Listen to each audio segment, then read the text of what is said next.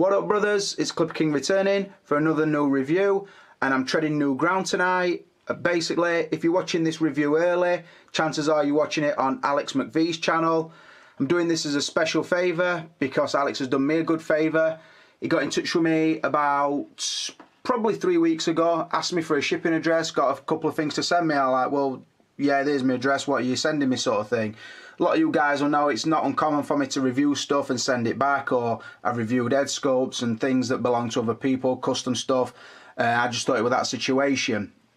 Alex basically explained to me what he wanted to do was ship me first the 1/4 scale Hot Toys Batman, and then this, if he could get the shipping address changed with Hot Toys with Sideshow in time. So I changed the thing. I said to him, why are you shipping them directly to me? So basically, my channel, which was Stiff Kittens, I think 01, has been locked. I can't get the password back to open it back up, so I'm starting a new channel, and I appreciate if you would review me these two figures because I've got them coming quite early. So I'm like, yep, of course I will do it. It gives me a chance to see them, and it lets me help a fella collector out. Obviously, there's nothing in it for me other than the fact that I get to review another figure. What I've said also is I would upload it as unlisted. He can then download it and upload it to his channel, so it will come onto his channel first, then in a few days it will appear on my channel, which is what's going to happen. Now, I don't want to make this review too long, although I do want to score it up, for the simple reason is I'm not sure if Alex can upload longer than 15 minutes, but I think he should be able to. I've discussed it with him and we both think he can do it. But anyway, as you can see, the figure in front of you is the Hot Toys Avengers Iron Man Mark VII, the battle damage figure, battle damage version, should I say. And as we moved in, you can see, really sweet looking piece. Just moving down. I will score it up like I normally do. You know, Clipperking, I'm not going to kiss nobody's ass because it's somebody else's figure. I'm going to review it true, as if it's my figure. I'd received it. I'll tell you the things I like about it, the things I don't. I'll make some other reference points for you. So, right, let's crack on. Like I said, massive thanks to Alex for even letting me receive this figure. And something will become clear in a minute as regards the box, because I've received this, like I said, from Sideshow. Alex still hasn't seen this yet, so I've seen it first, sort of thing, which I'm buzzing about, really. The fact that he would trust me enough to get a figure that he's just paid like $300 for me to receive it for him and then send it down to him, it just boggles my mind. But a lot of things are impressing me a lot lately. But anyway, so let's roll on and get some scores on the doors. Source material, I've done it like 9 times already, or 8 times already, whatever, for the Avengers I've got. I've always given the Avengers figures a 4 out of 5, simply because I really like the film. I've watched it a few times, obviously, and I do like it every time I watch it. Hulk is the Starman for me, and that's why he's the only figure that got a 5 out of 5. But I will say a close second were Tony Stark / Iron Man. But I am going to give him a 4 out of 5 because it were an ensemble cast, and it would be a little bit unfair for me to start saying, well, that character gets that amount and that gets that. Other than Hulk, which I thought were clear star at show, I've given every other character a 4 out of 5, and that is what I'm going to do. So again, I just scan down the figure for you.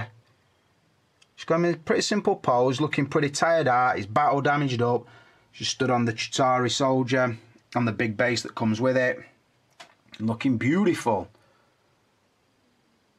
So like I say, on the source material, I've given it a 4 out of 5.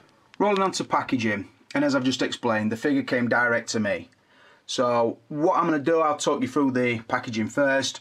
As you can see, pretty similar to design to the other Avengers figures, but it's sort of a, let's call it a negative version, if you like. It's a lot darker. Where the others were colour coded, this one's not. I think this one's sort of, it sort of says to you that it is a second version of a release from that film, sort of thing, because I would associate the Iron Man with the red and the gold, where this one's got a very dark sort of, not grubby look, but I suppose battle damage look or worn out look about it.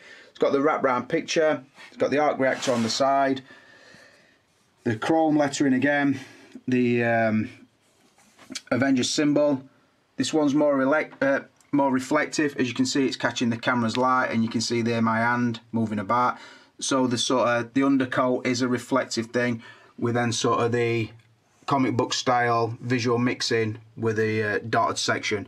Nice, something really cool about it. Not a lot of graphics as usual, and it is just a slip cover. So I would normally score it a 3. In this case, I'm not gonna, for the simple reason is it's come from Sideshow Collectibles.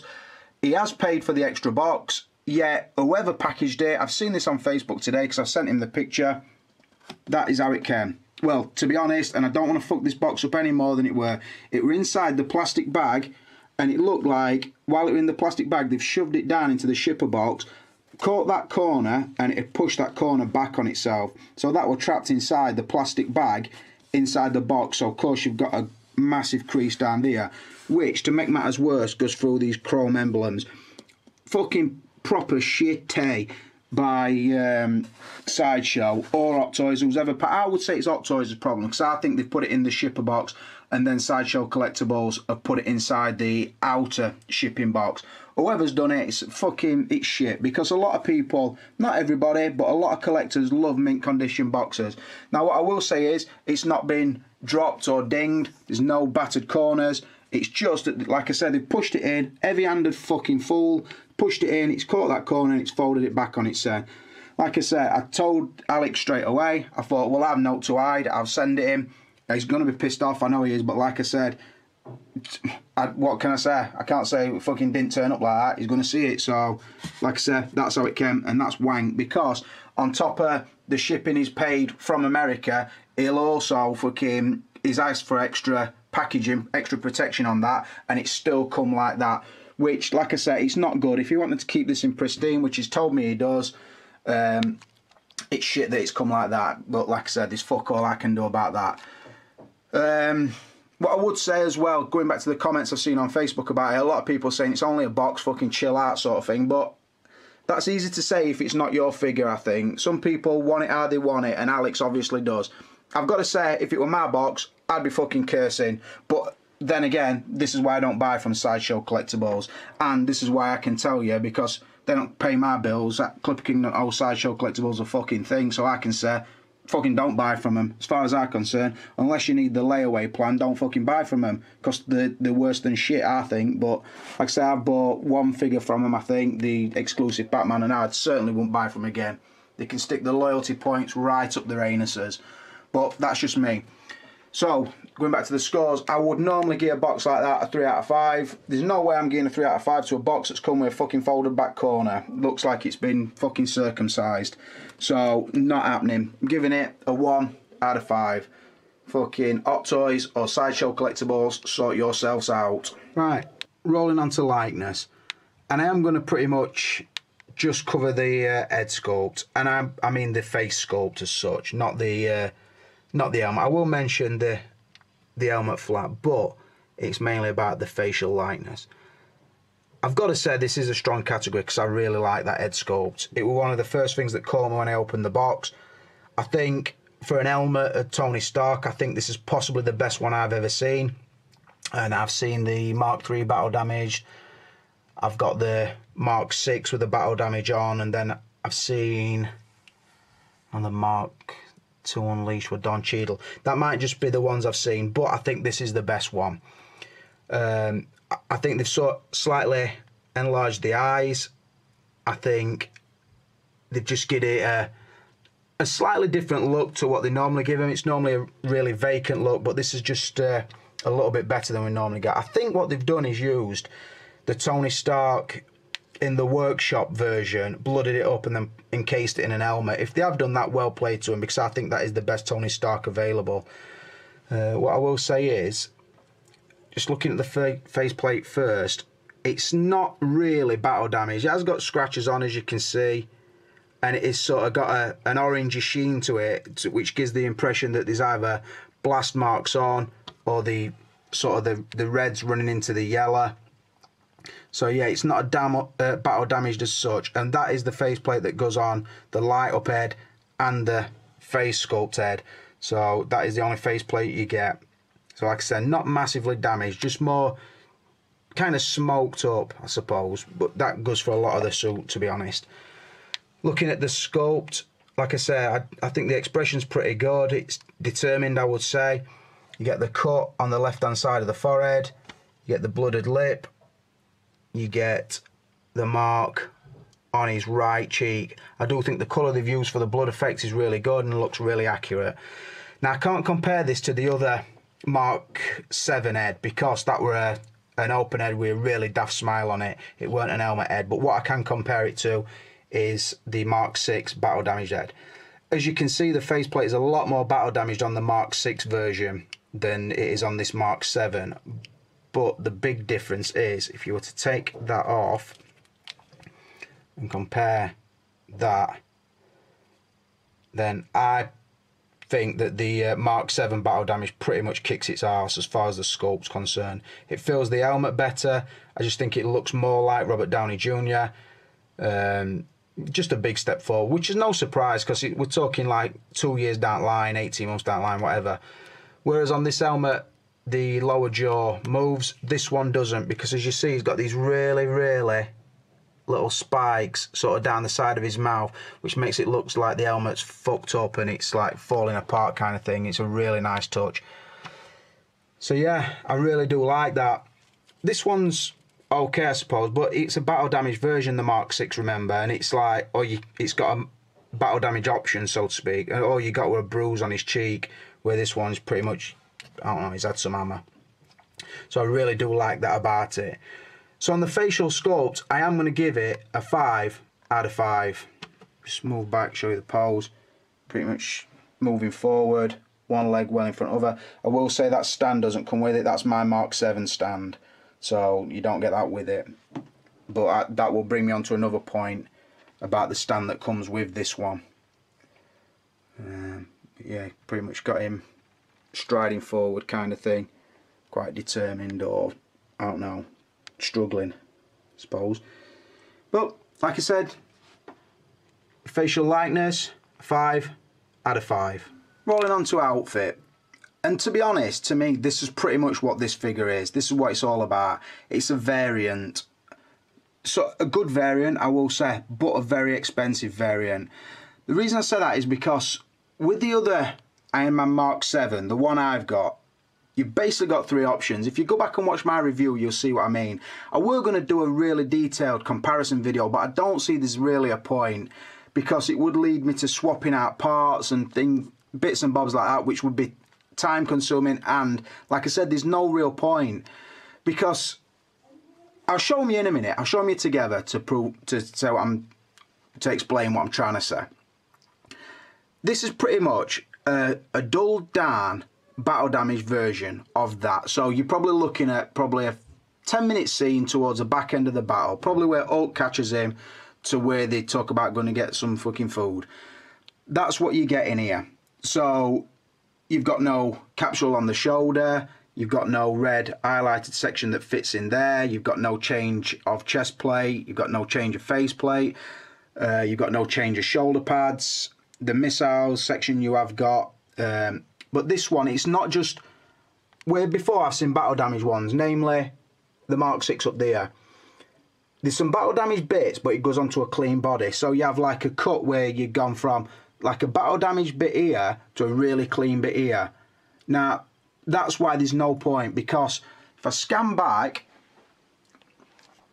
so you basically got the totally clean battle ready version. So you've got the big shoulder pods there, all clean, clean face, clean everything.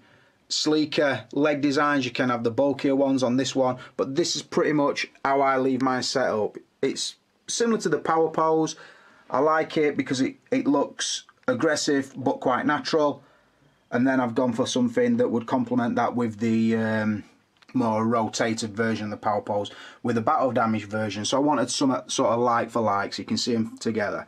Now, like I said, where this one really catches the light everywhere you look, this one doesn't. It's dulled down. It's sort of got these exhaust fumes or blast marks, whatever they are, carbon marks, I suppose. You've got the battle damage there, all across the chest, which is very similar to what you get with this one. All down the sides of the legs, where this one you don't. Like I say, you get a clean leg, but then you'd have a battle damage part there, or there, or a chest, but then stomach could be clean. This one's pretty much battle damaged everywhere. So that's why I say it's a variant.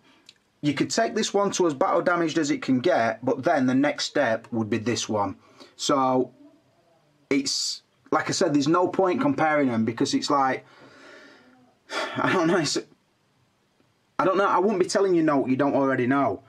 I think, like these sections here, I could pick that out and it probably would fit there, but there'd be no point, because you'd have a bright candy apple red section there on a dull red surround, and it'd look fucking stupid to say the least. So I'm not going to do that. Same with the helmet. It's like a really dull, hardly catches the light, hardly any reflection from the camera's light. Where this one, you can see, look where the light's hitting it. Like I say, really metallic looking, that one. So I really suppose it's which suit do you want. Do you want the end of the film smashed to fuck? You've got that. Because you think, for the Avengers film, you've pretty much got Mark 6 from start, and then he unleashes the Mark 7, and then the last 10 minutes of film is in battle damage Mark 7. So it's what do you want sort of thing. I will say the effect that they've done is really good on this. I think the paint is really good, all the way down the boot, scrapes. You'll see pictures and get better detail, but I'll show you around it. Sometimes I look at it and it looks orange, and I don't know if this is going to catch it.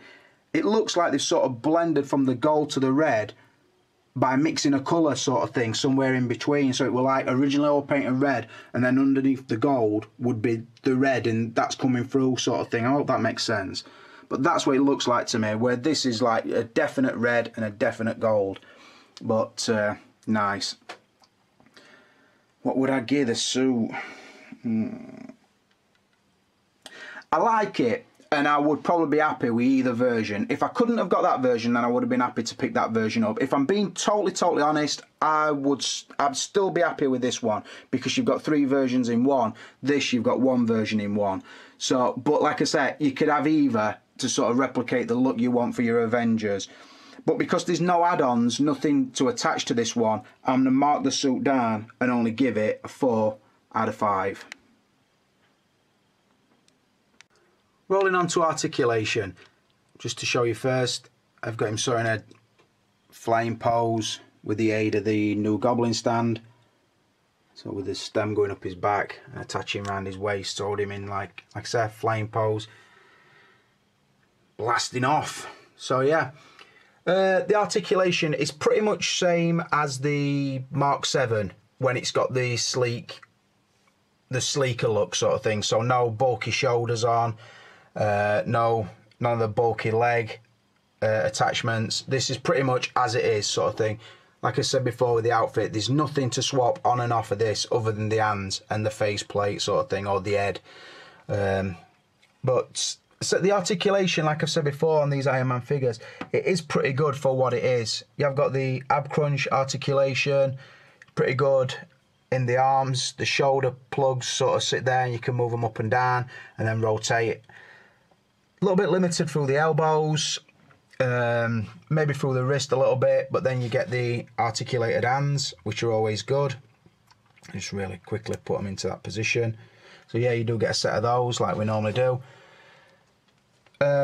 Pretty good twist through the chest and the ab section as well, not just the crunch and like sort of expand.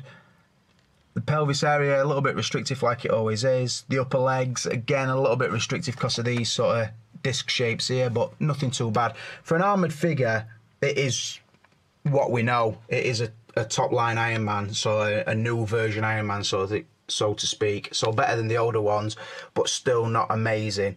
Somebody asked me not too long back, could you get the sort of the Iron Man signature pose? I don't think so. I think it's trickery. I think it's a matter of unplugging a leg and sort of resting it against it to try and get it low enough so its fist will touch floor. And even then, I'm not convinced it even looks natural. I think when you see it in the film and it does that, I think there's a lot of fucking collapsed polygons in the fucking CGI. I don't think there's any way an armoured suit would do it. So it's trickery, brothers. I don't think it can be done. If somebody comes out and shows it me and then shows me how they got it into the pose and back out, then I'll believe it. Other than that, I don't think it can do the signature punch in the floor pose. I just don't think these figures are at that standard yet. And to be honest, if they did, they would pretty much be Marvel Legend figures or Marvel Select figures. You'd have 50 million points of articulation and then it'd look shit. So, no, I don't think it would be that articulated. But I will say, because I do take the sort of the more realistic look in exchange for articulation, I sort of make an allowance on it. So again, I have given it a 4 out of 5 for articulation, like I would normally give the later Iron Man figures, which is really good to say, like I say, because it is an armoured figure, and I think that's about as articulated as it really would be in real life. So I think that 4 out of 5 is a pretty fair score. Moving on to extras, and as you can see, as I pull away, Iron Man's injured on this category, because you think he's coming with some great stuff, but when you get it, I don't know, leaves a bit of an empty feeling. He needs an helping hand from his Uncle Hulk carrying him. He's just fucking dangling. He's limp, like a limp fish in his hand. Hulk's just looking, about to slam him down onto his Chitauri base. Right, so what does it bring? And I'm bearing in mind, I've had the Mark VII about a month and a half. Now that came fully loaded, and I don't know if I fucking did give it a 5, but I should have given it a 5. Hulk on the other hand, I'd probably give it a 1 because he brought fuck all, bought a pair of spare hands. So that's the sort of scale I'm going on. So what did it bring? Firstly, and the reason I was gonna give it a massive score, the spare head. The Tony Stark in helmet head is really, really good, and that made me think, yeah, I'm going to give it a 5 out of 5, because they're my rules. A spare head, a spare outfit, an awesome base would normally bump the scores right up. I do love that head, and I would probably, if I had this version, I would always display it with that head. I really do like it, rate it very highly, so buzzing it off.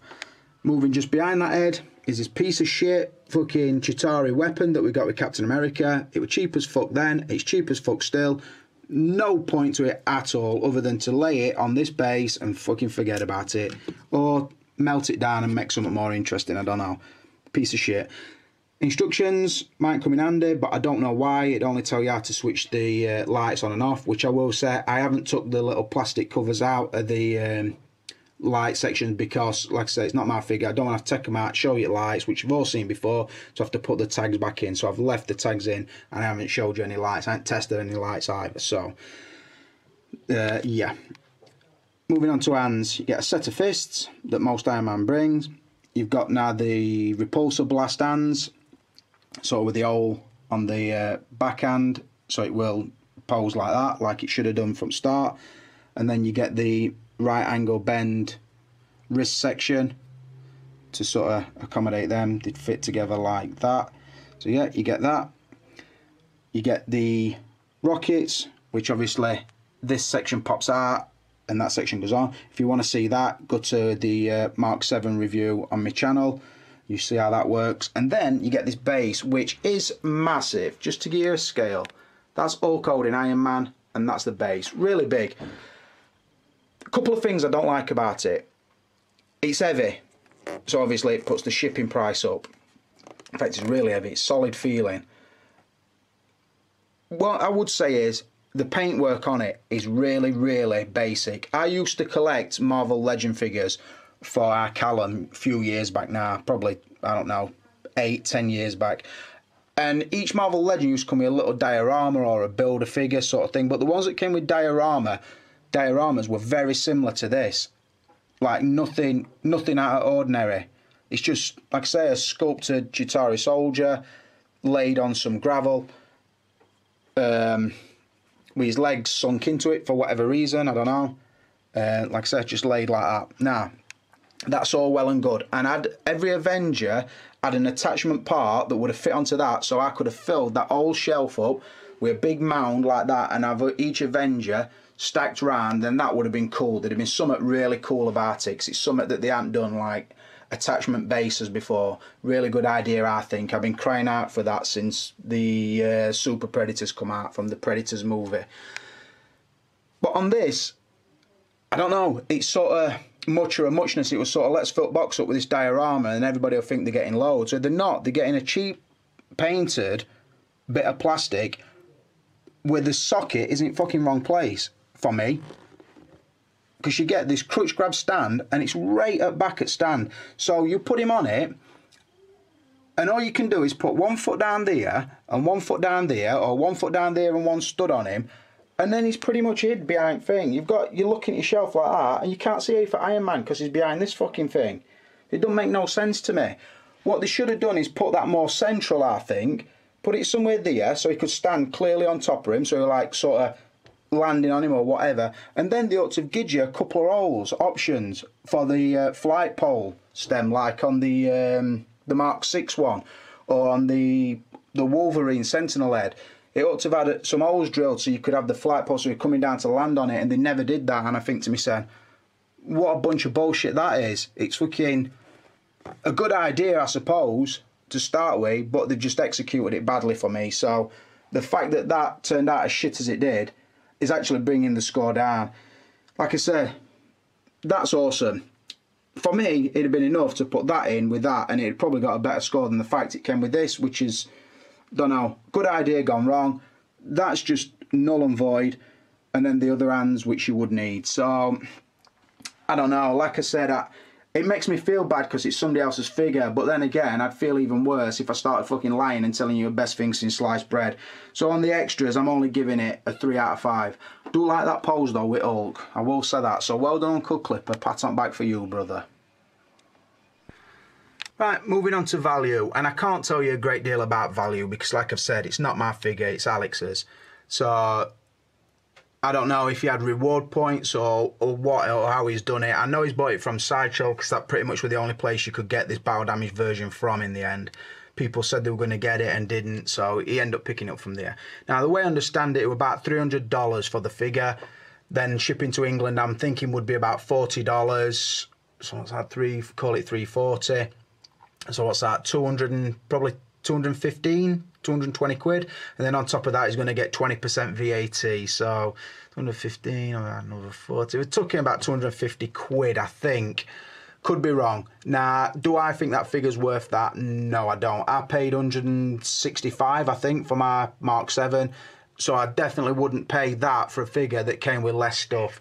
Like I said, I really do like the battle damage head sculpt, and I'd be tempted to pick that up to put onto my own thing. I don't think you can mix and match the figures because, like I've said, they're two completely different paint jobs. So I think it's pick the one you like, go with one or other. I don't know.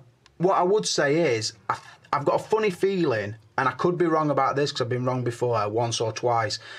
I think this might become the version to try and get hold of because I think it's limited. And I think it will do what sort of Hawkeye did and a couple of other figures, limited run, and the price will go through the roof. So I suppose he will always make his money back on it. But I don't know, I think it's too much to pay to start with, but like I said, most of the Iron Man figures go up anyway, and this one might be the version to have. So I'm going to give it straight down the middle, a 3 out of 5. I'm not going to say he's got bummed because it is what it is. You buy what you want to buy. Would I have paid that for it? Not in a fucking million years. So rolling on to the overall score, I've given it a 24 out of a possible 35, which is pretty respectable score nowadays. Like you all know, I've toughened up a little bit on the scores, and I have again marked it honestly. I hope Alex can see why I've given it each scores. I hope that you, if you're watching this on Alex's channel, which you pretty much should be because I'm going to link his version to my Facebook and probably to Sideshow Freaks. So if you're watching this video, please subscribe to Alex McVie's channel. He's a guy who used to be Stiff Kittens 01. So if you subscribe to him and you've not been able to find him, this is where he is now. So please subscribe because it at least shows that you've watched this review, and like I say, it makes his favour what he's done to me is in lending it me, and my favour I've done to him as in reviewing it. It makes it all worthwhile, and it will boost his subscriptions a little bit. Just show him with the 6 main Avengers. I think that's looking pretty nice. I've not got more poses I want it to be. I've done it pretty much quick, just chucked them onto the shelf kind of thing. I'm in the middle of a bit of a clean down and thinking of some figures to sell, so that's why I put them there. Obviously, with my display, I would have the clean version Mark 7 up there, but like I said before, you get a battle damaged Captain America, and you've got your Hulk, and you could have a battle damaged Iron Man, and I suppose the display would be just as good.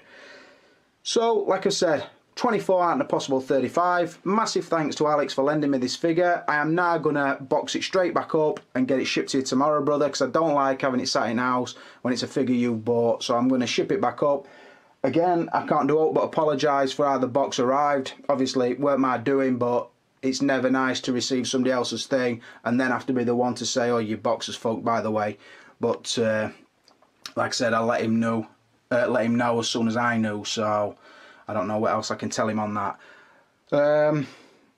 But much respect, thanks for watching, thanks for subscribing to my channel and also Alex's channel if you're watching it on that channel.